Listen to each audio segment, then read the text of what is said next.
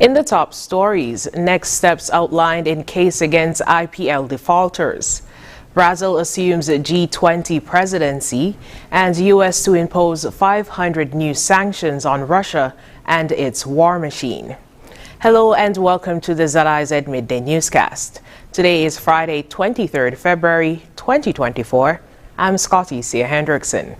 Nationally, following the charges laid on February 1st by the Office of the Director of Public Prosecutions in the matter of defaulters to the Integrity in Public Life Commission, a list of names and their respective court dates circulated in the public sphere. Since then, there is a 100% compliance, according to Attorney General Gath Wilking, during the sitting of National Assembly on Thursday. He gave them the benefit of the doubt of the deadline. He would no longer proceed against those persons. However, the charges had been filed, so that is why you see a list going around with names. So, really and truly, there was only one person who had not filed, who remained in their post. Although the DPP had previously stated that he would not proceed with legal actions against those who defaulted, owing to a misrepresentation of what he said was from the official government information channel, SKNIS, the matter still has to proceed through the proper legal channel. AG Wilkin clarified the matter. He gave them the benefit of the doubt of the deadline. He would no longer proceed against those persons. However, the charges had been filed, so that is why you see a list going around with names. So, really and truly, there was only one person who had not filed, who remained in their post and had not filed. That person has since February 1st, I was informed yesterday, has filed. Further to this, some persons resigned from positions that required them to file before the deadline and did not file. The AG said that a legal opinion is being sought as the legislation requires persons to file for some time after they vacate a post.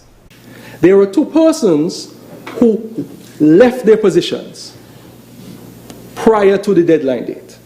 So we have undertaken to get an independent opinion because the language of the legislation says you have a continuing duty to file your declaration even after you leave office for 2 years.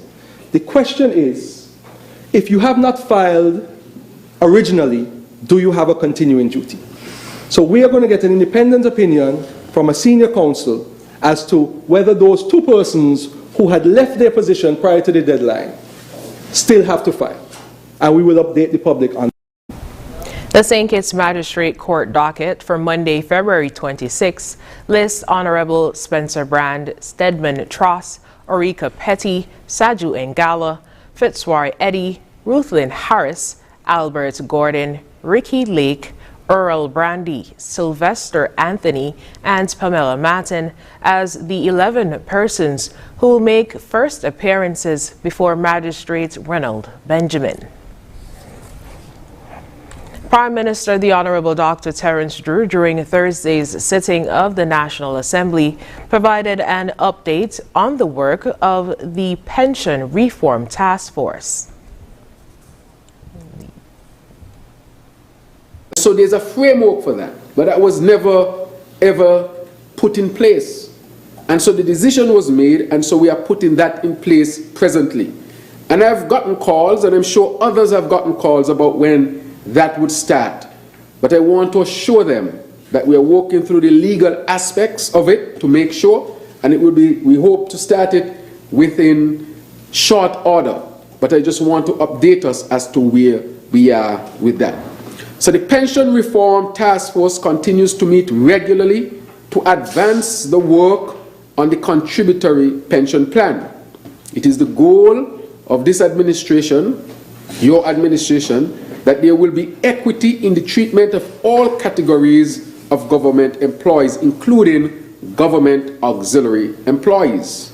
Toward this, and in an effort to ensure sustainability, We have engaged the services of an actuarial expert to perform necessary assessments and provide recommendations to the Cabinet. We are determined to, as far as possible, ensure that all employees are adequately compensated for their work and contribution to achieve our sustainable island state agenda. The contributory pension plan, first announced by Prime Minister Dr. Terence Drew in his 2024 budget address, entails a 3% pension contribution. It is specifically designed for all government auxiliary employees, GAE, and those employed by the government since May 18, 2012.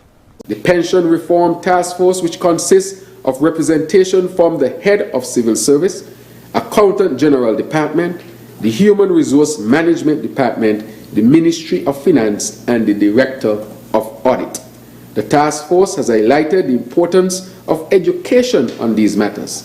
They have already begun with the public education information sessions and will continue these sessions across all ministries. They have recognized that these are foundational steps and are in the process of engaging employees on pre-retirement planning and other financial. Prime Minister Drew speaking during the February 22, 2024 sitting of the National Assembly.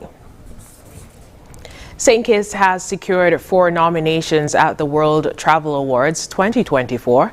The St. Kitts Tourism Authority has revealed that St. Kitts has been nominated in the categories Caribbean's Leading Tourist Board, Caribbean's Leading Adventure Tourism Destination 2024, Caribbean's Leading Cultural Destination 2024, and Caribbean's Leading Dive Destination 2024.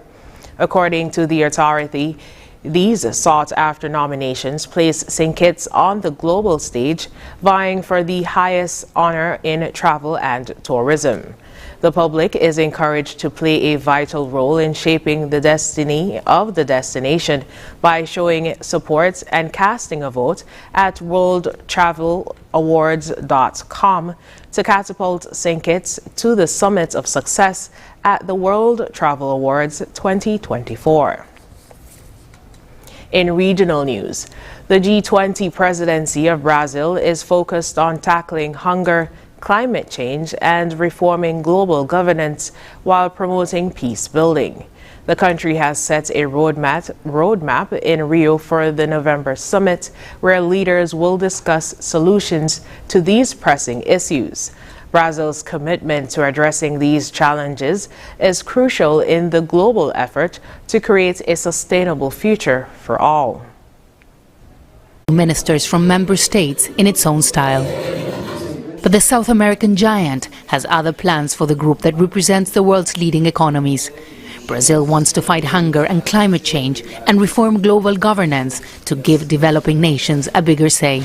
Everyone agrees that the main multilateral organizations such as the World Trade Organization, the World Bank, the International Monetary Fund and others must all be reformed to adapt to the challenges of the current world. But it's not just the conflict in Ukraine, but also Gaza that caught most of the attention here. The comments made by President Lula da Silva comparing Israel's war on Gaza to the Holocaust stirred a diplomatic firestorm here. In the center of Rio de Janeiro, many took to the streets to show their support for the Palestinian people. Brazil says the United Nations Security Council has failed to solve conflicts around the world, including Ukraine and Gaza. And that's why they believe that reforming the United Nations is crucial. They also want to increase peace-building mechanisms to help save innocent lives. Secretary of State Antony Blinken met with President Lula da Silva and said the United States supports Brazil's calls to expand the UN Security Council and reform other organizations. He also highlighted the need for more humanitarian aid in Gaza. We are working this quite literally every single day through our own